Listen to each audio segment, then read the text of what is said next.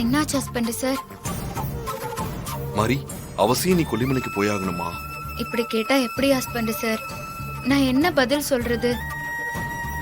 உங்களுக்கு பார்வை திரும்ப கிடைக்க வேண்டாமா? பார்வை இல்லைங்கிற குறையே தெரியாம நீதான் என்ன நல்லா பாத்துக்கிறிய மாரி. இன்னும் சொல்ல போனா என் கண்ணுக்கு கண்ணா நீ இருக்கும்போது நீ எதுக்காக கொல்லிமலைக்கு போய் உயிரை பணைய வைக்கணும்?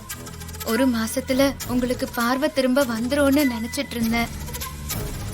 ஆனா இப்படி நடக்கும்னு நான் கொஞ்சம் கூட எதிர்பார்க்கல. அற்புத மூலிகை கிடைச்சா உங்களுக்கு பார்வையும் திரும்ப கிடைக்கும், உயிருக்கு ஏற்பட்டிருக்கிற ஆபத்தும் விலகி போயிடுங்கும் போது அதை செய்யாம எப்படி இருக்க முடியும்? நீ சொல்றது எனக்கு புரியுது மாரி. ஆனா அந்த மூலிகை சாதாரணமா கிடைக்காது. இது வரைக்கும் எத்தனையோ பேர் முயற்சி செஞ்சு உயிரையே விட்டுருக்காங்கன்னு சித்தர் சொன்னார்ல. அதே சித்தர் தான் என்னால முடியும்னு சொல்லிருக்காரு. அவரோட வாக்கு கண்டிப்பா பலிக்கும். நான் கொல்லிமலைக்கு போய் அற்புத மூலிகைய கொண்டு வந்து உங்களுக்கு பார்வை திரும்ப கிடைக்க வைப்பேன். என் வாழ்க்கை முழுக்க நீ என் பக்கத்திலே இருந்தா போதும் மாறி.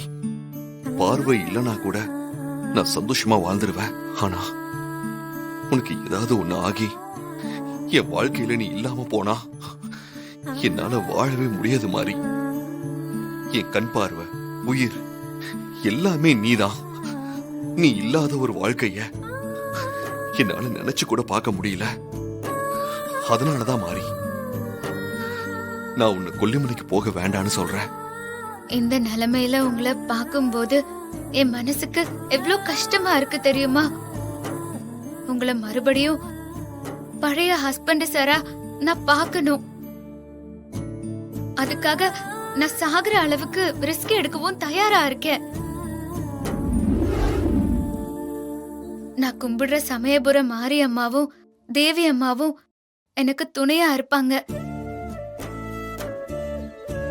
அவங்க உதவியோட நான் மூலிகைய கொண்டு வருவேன்.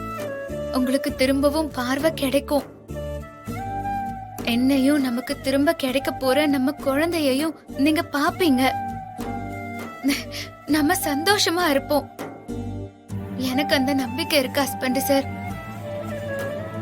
நீங்க மட்டும் படிக்கட்டுல தடிக்க விழாம இருந்திருந்தீங்கன்னா இந்த பிரச்சனையே வந்திருக்காது.